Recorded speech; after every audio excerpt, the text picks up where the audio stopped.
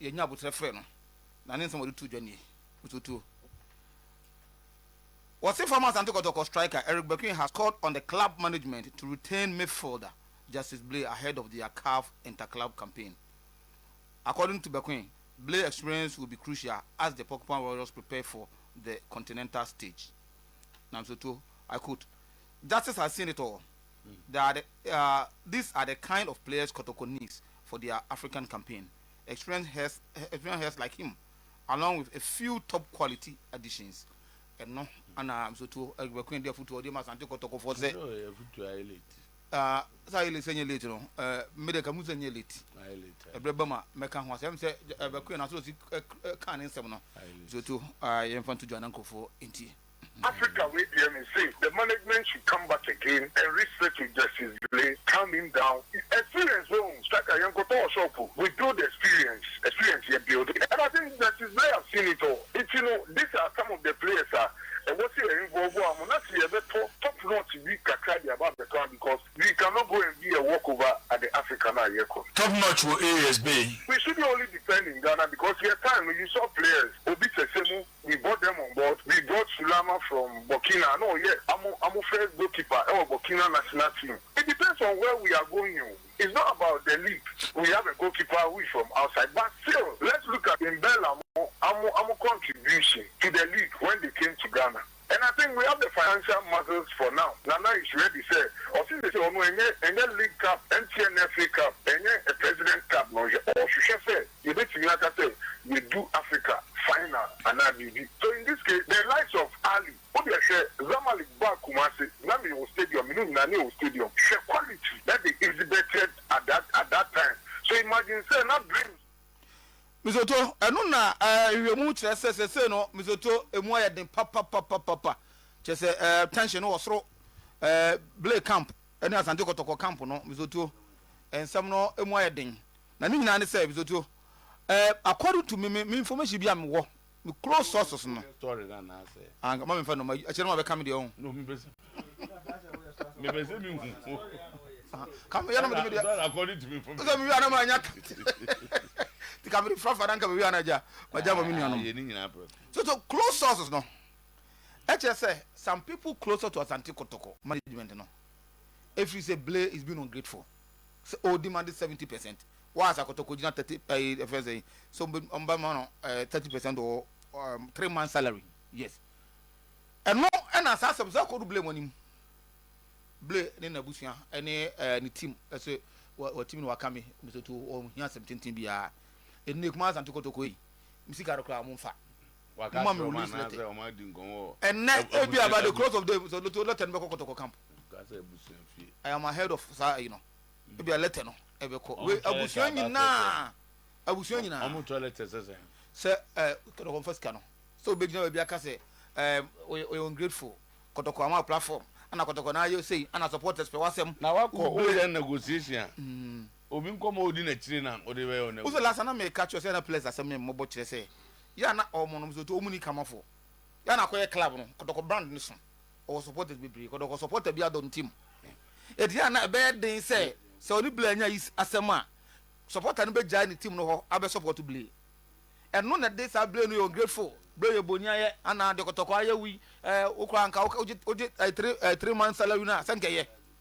The Blay say bizo to tete o de Kotoko no 3 months o mumfa hwan o mumfa o mumfa secretary na be kwa o man release it na ya Kotoko so response o say ke say Blay go holiday o US o ya change the ticket bizo to o say ka na o ye negotiation nwie no agodo ticket say na me ka say ayi na delay no ana ma o ma change the ticket no e dey saka dey European can trade for what thing e dey na delay sika no ho asem no na dey sika no ngo e wutu ko sika dey eno odi to tikita kwa na kromo ade obetuma ko ni akase bra timukra afro etimi bibia wa ezo ne tisa okoko sika you have your representatives na Blay say because yare no okosa no yare wa no difference yare so I'm going my next guy dem ma adi so gina ho do change ticket no so ya nsem ni bu ase amunya na mu ka enti ase say ho etino na say gawa go da so gina ho ni sika so mi so to Kotoko biem democracy cup what say na say say e be ba so a na say Kotoko ni Accra House of Folk na be bo no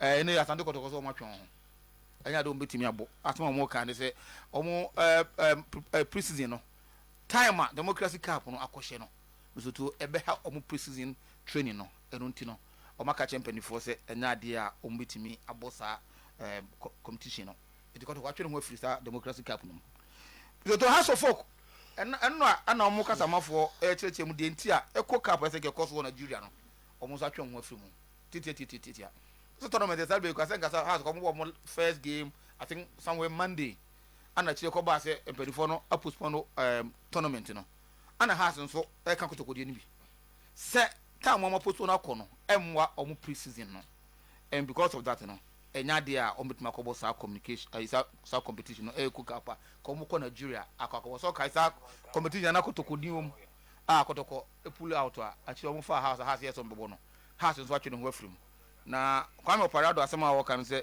also their players deserve a well-structured pre-season to ensure they are physically and medically prepared for the upcoming campaign.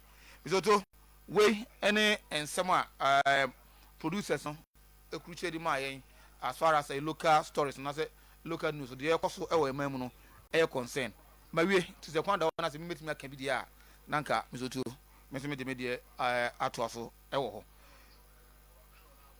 bisoto Blay there no me take ne say it will be coming maybe some case maybe into me if na me come here me ho Blay there no bisoto I think say a long overdue assess me come wie that back and forth no is not helping anybody me I don't call this one back and forth bo say me feel say Kotoko mum I didn't Kotoko the call it for player no ne say o jan kwan Blay do ho we any mutual consent Blay ne ti ho ana Kotoko afa ne say yan Kotoko dem pese no be adwuma bi and the player no koyo no was okay so mun pese no be adwuma bi mu di ya your contract sign you know yan for contract enya adwuma so it becomes a mutual consent now after wajatum no and I'm not now it can only be a mutual consent when Kotoko decide to accept boy no e dey now no so can because your contract na sign but the call is by the Kotoko na kofa ba so wo twa the contract mu and if the Blay coin or catch Kotoko say okay I no see emfa contract in enya adwuma na why is emfa contract in Kotoko mum na per information minya no instead of 7 months no Kotoko so be 3 months and that's negotiation that we don't negotiate on a day ya dey go kratas who negotiate we no negotiate ana boy dey say we you know so so now e be jai side no mo twa dis kama no ebia kan ye nyan say ebia ye ma 3 months ebia ye ma 3 months ebia in the later date no e da ka be so ya ma nanka bibia akotwe de twere so to say na ni si ya just how so to yi if you talk to omo ye experts of finance for now omo principle be basic okay say obi de wo car delay the person in payment so do obi car usika will be wa yire na jena dana nema you meet finance sika no yes anya negotiation obi wo craft out of frustration ordinary coban because the farmer misa you save your company money enti that is the truth no men casa but some twa say I understand the okay sika twetwa no nya da bia na eye simple so as that will paper sunti ye disika nyina ma asajiko that is true but me feel say anka oto na o se o nipa we me mpani bi mu de anka ye enko into this tab oh ndika Kotoko no eye man nya simple obu aka say cobra mienu ko ma bi o de be chem kra na mo nya sika ma company so if that's what they're trying to do if that is what they are trying to do me I will not support that. I think that's what they are trying to do. If that is to be the there are a lot of things you do to save money. Yes, they are doing that. But I'm also thinking about the player in the future and Kotokono's image, going forward. Okay. That's where I'm looking at. Because at the end of the Blay any Kotoko. So you see a Roma kwa. So when we are media no, ebe can lot of issues are what ye nim. For example, me if you give me chance to see her. So to me deep stories a was a nam some Kotoko di because in the contract. Kotoko na at one clause of our contract no. Se ekobase mahu se bibia nipa na oye. Enti no wade good team no ebia oye bibi tie team no ntina mudi yi no. Right, there's a clause e kan sa asem.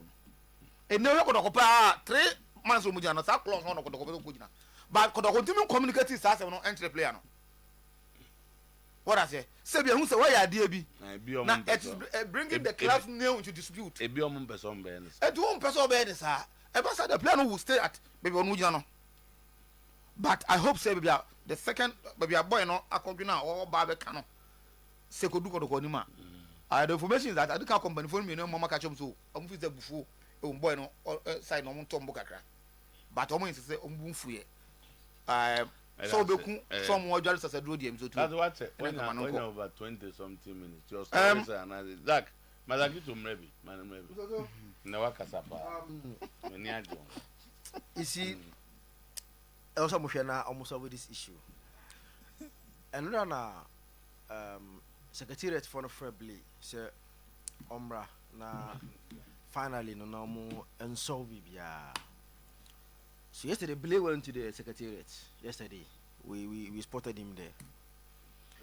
Yeah, we call. No, Mutin, Nimka. And see, Blay was secretariat now.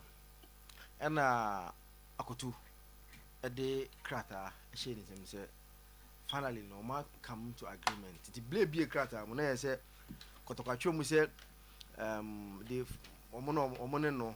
Mutually are terminating the contract, and they are respecting the contract. And say 3 months. The character almost blaze him say on sign not almost so. Now was that the agreement?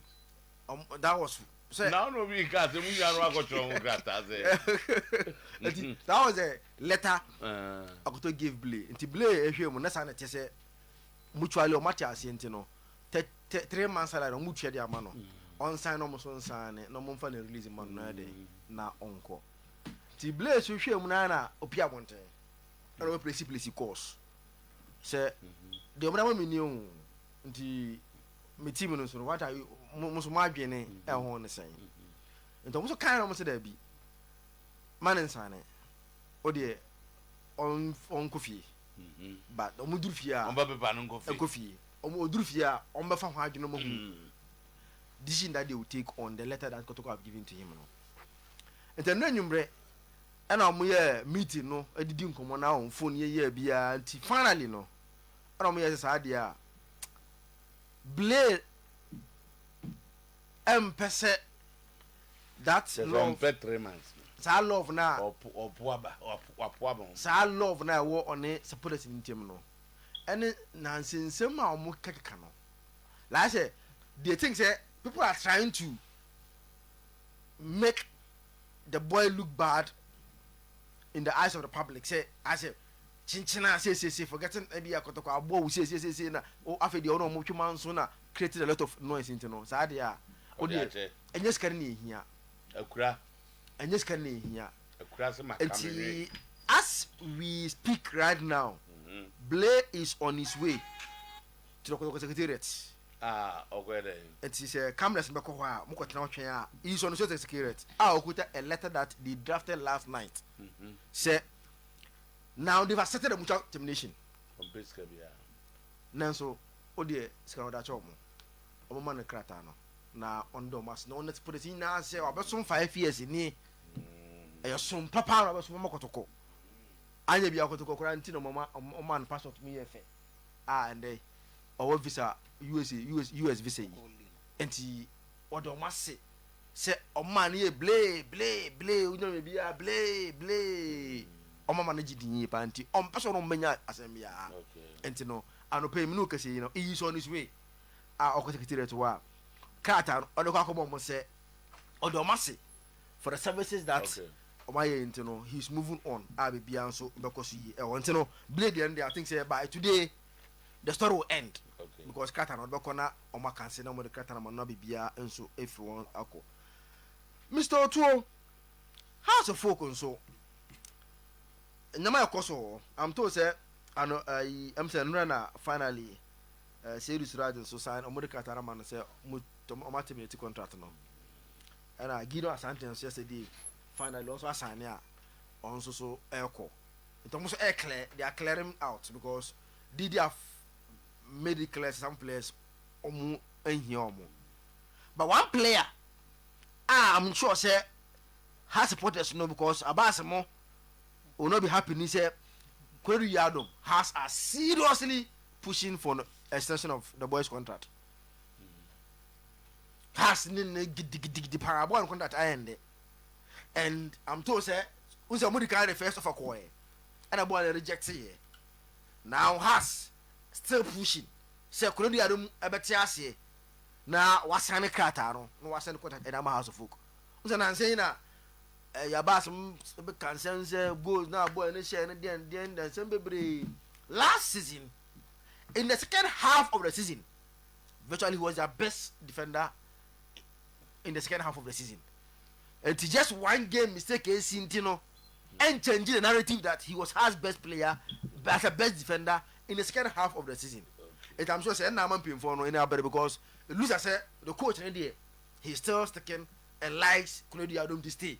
Ama omo ebisa onkomo no David upon afrane onum say coach Tanko na yedma e wo Metios tama na Tanko ye Metios coach no sa qualify some ko boy no Tanko de Ibrahim Tanko na on the head coach of Mediama okay enti onim ni ye pa because not on na bo ono one level center back he was a starter in that U23 Tanko coach no Tanko aka che mfon se onyopon afa ne wo medem a ababo ne yi pa na opo afa ne de no confusion abamu ni se has one fee se nka omo ne enough time a because now against her second half by no nya bad as on the injuries shedan m1 to oba ndia na so opra oboba kwa no opra no akwetena chekakra it's a poor fan and you're consistent with the game now, all and in now because of injuries in team.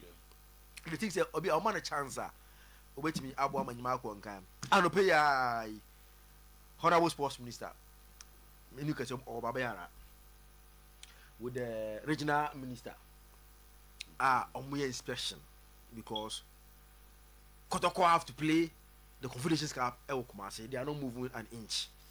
And already Kotoko there. The last information as we see today about Money say so they can play the prelims at the Yara Sports Stadium.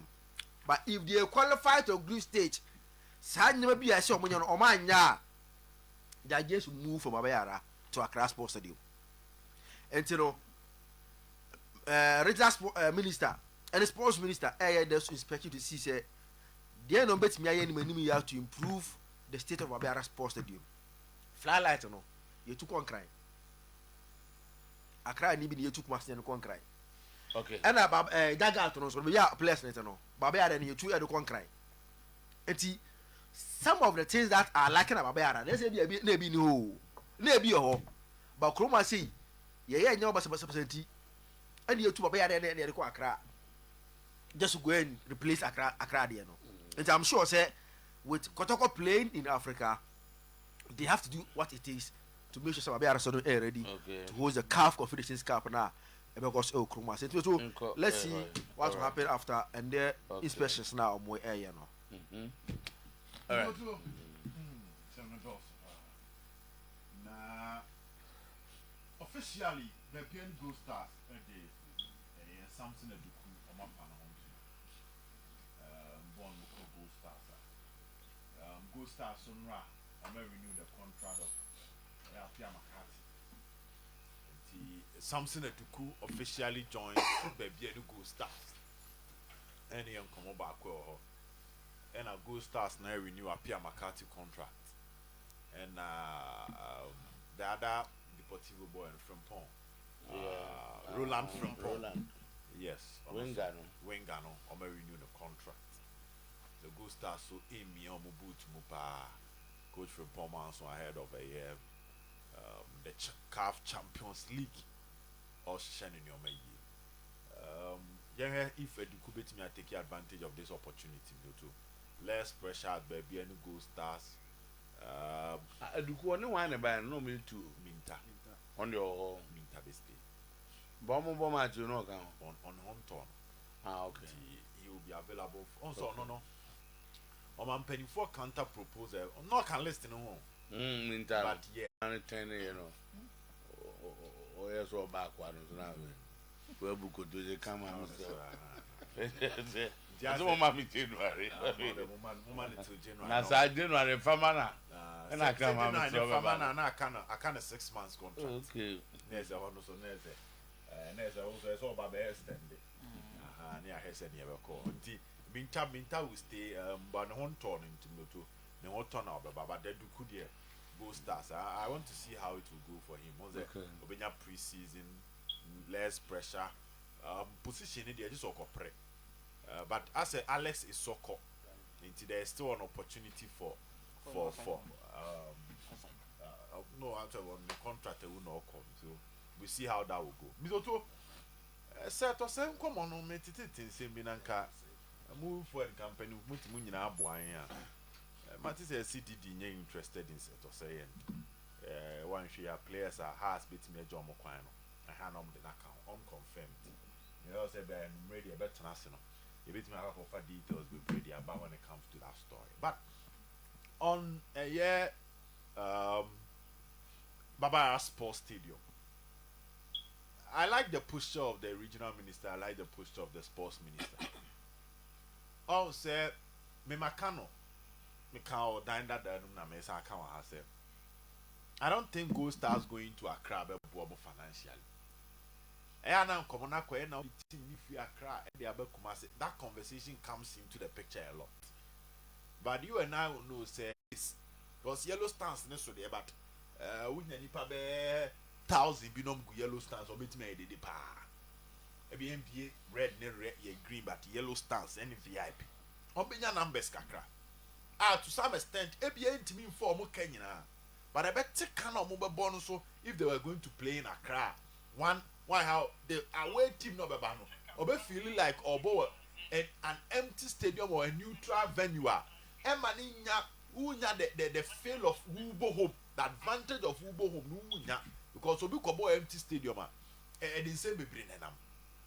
And Baba Sports Stadium is a place that need to be renovated to meet the CAF level. Away from that, say see a castle I create Blasters crab ball matches or Accra. We should even look at the bigger picture. The bigger picture is that Baba must be ready to even accommodate national teams, including the Blasters or World Cup qualifying. And so your minister now in senior Baba Ampono Blasters a ball ha a sifa kofa. Senior the atmosphere ni sifa tia. Oh for when you go to a crown kwani a boy. You would have to renovate Baba Sports Stadium. So I'm happy with the poster of the minister. Both Kotoko advantage, Gold Stars advantage, the national team advantage. We cannot rely on one venue. And again, it was a promise in the manifesto of the ruling government to say, Omoba making sure say all the key venues never drew the CAF leveler for top CAF matches. It's away from say no crowd benefit clubs no sports aspect of the NDC manifesto a catcher. Okay. Stadium you can Good. It's say assess so performance as a government. You better find the first one you have say. Who can say Cape Coast? Who can say Takrade? Who can say Baba Grass Sports Stadium? Any tamality.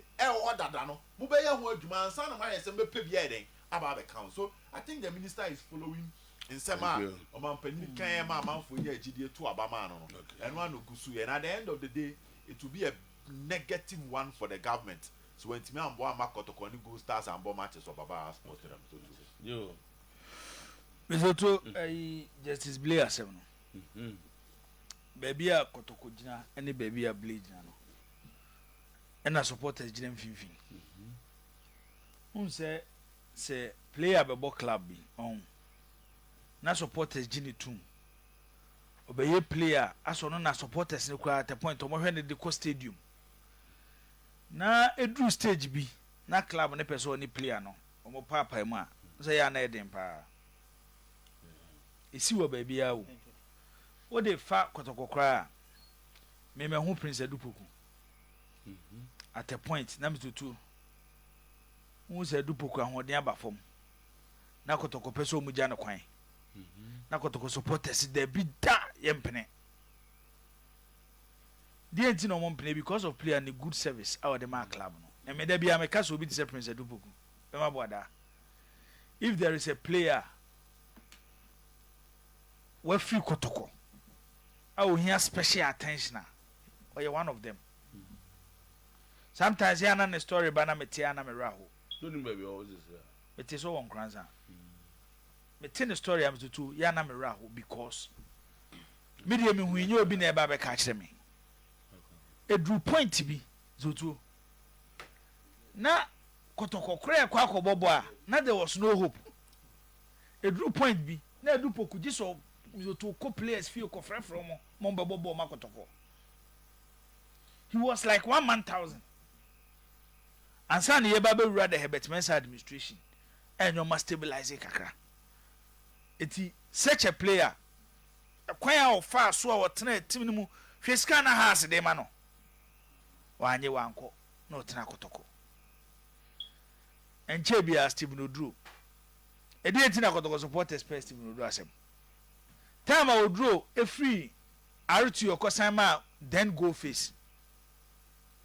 Who say now who he has if you were Timber Quanako supporters, Joe Mopai go face.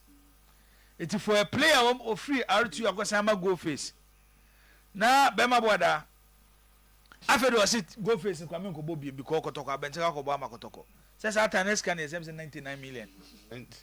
Meboa. Yeah, 90 million and 99. I'm saying 99 million. It took Kaya under Dr. Keke upon administration.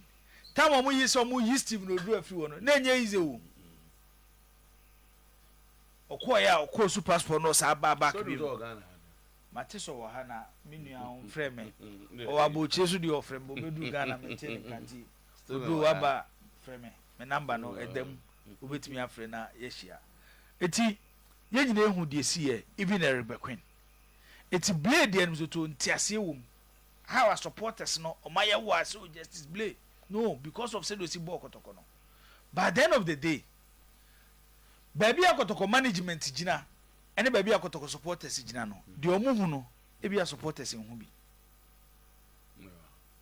The difference between Obi or managing Bibinim to be a supporter no.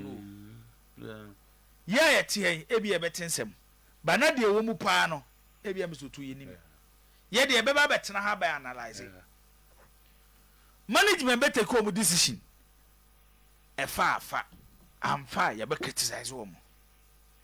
Nobody can take away the contribution of Justice Blay to Asante Kotoko.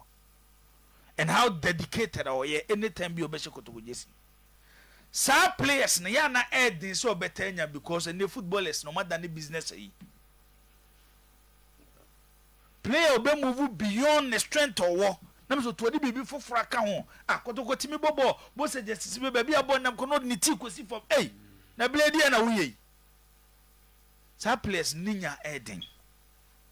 But the entire house and answer no mintimi nka bebre ni say me maye preview to say anyoma ne bebre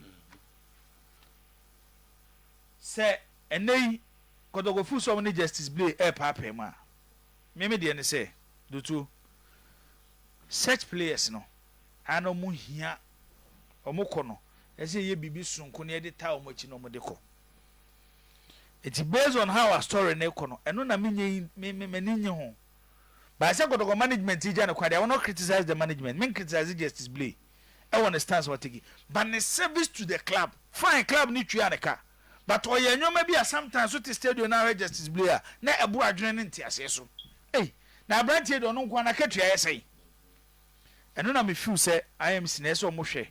Na Justice Blay kwan mo fa so agya no kwan no. Omunya ne kama na afei so to supporters nso ani nye ho say oh Justice Blay be som ye kura no. At least all kono ya dia management ya nyoma kama ene ma Justice Blay ko e ebufo be ma na me to bon say supporters ni trim eno na bibi gimwe no ma start no ma kan go no de nyina eko Ghana ye wo problem o na me nim da e be so wo ye problem no Ghana akoye o man a zutu ye wade na ese ya until time say adeɛ no bi a yɛbɛhia adeɛ no yɛnkɔ saa adeɛ korɔ no ho wokae time a CAF ɛde baa sɛ Baba Yara Sports Stadium ntumi host to Blasters game is it okay somewhere around by February March o eti yɛde ahoɔden nyinaa kogu Accra Sports Stadium so ɛne yɛsiesie Accra Sports Stadium ɛne yɛma the provisional license to play the World Cup qualifiers ɛwɔ the Accra Sports Stadium ba yɛn nyinaa nim pɛfɛ sɛ Accra Sports Stadium ɛwɔ hɔ na meet all the standard CAF here na Baba Yara Sports Stadium meet all the standard at any point wrestling and I say Black Stars to even in the 90s majority of Black Stars game especially when it comes to qualifiers Baba Yara Sports Stadium near bono it's free sa abre no aye ball Black Stars game no sa ankoba se Kotoko bebo Africa and the stadium ni radio stadium ni radio na sports minister no tinkan ye dey afi na wo ba be stadium no na afi ya be sisi ama Kotoko bebo Africa nti sɛ nya Africa bi na Kotoko bɛbɔ a nanka stadium na si hɔ yɛni bɛtie no na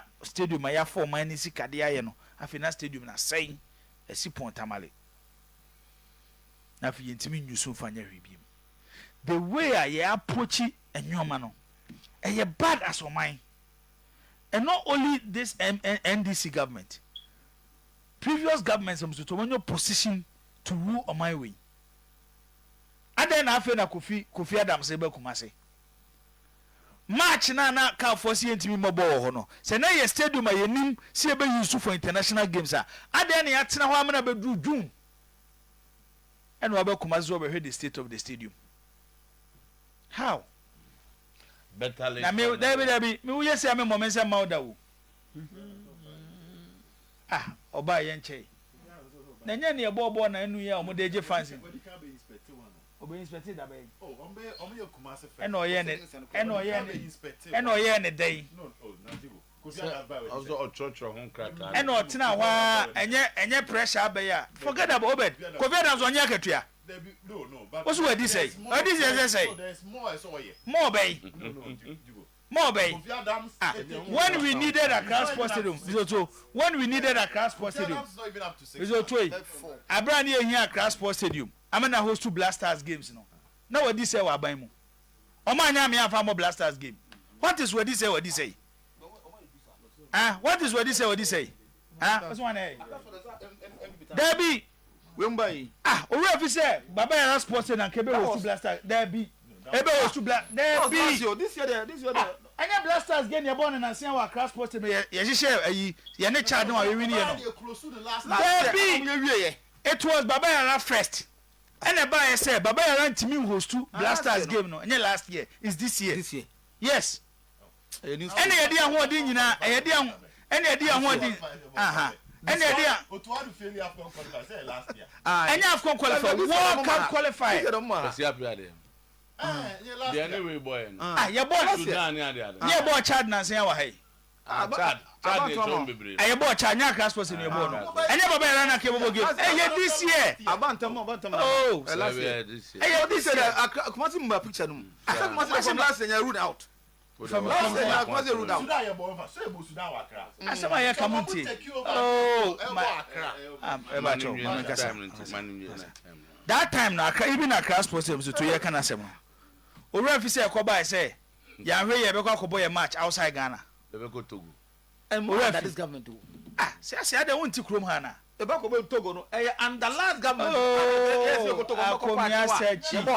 akomia search and see and we were able to prepare the Accra Sports Stadium to meet CAF 4 time no and the boy and child no what I'm saying is your child they born on 17th March 2025 Ghana versus Chad last year no to monti hana ya opofo anka granting interview say they will make sure say nyoma na CAF here no they will do it as an abo any child game no ama stadium na meet what CAF epe am here the abo child game go and listen to your opofo anka down opofo anka yes and look how be and Accra Sports Stadium to ekoba say CAF be inspection area bi wo mo yes ho de ntimi mfa nipa no say na no mo bona yes It's what I'm trying to say. There be any chairman, some Siasani to one.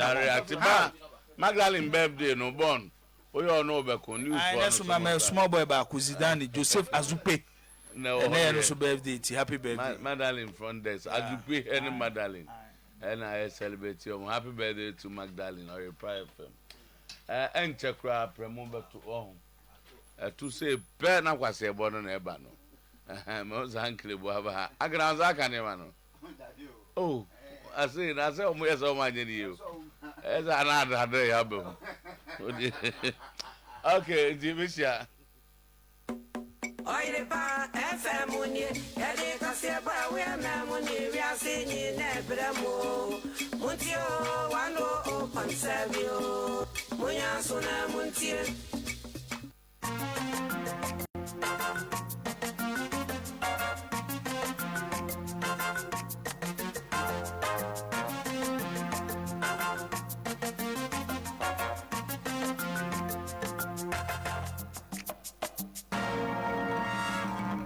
Oirepa News.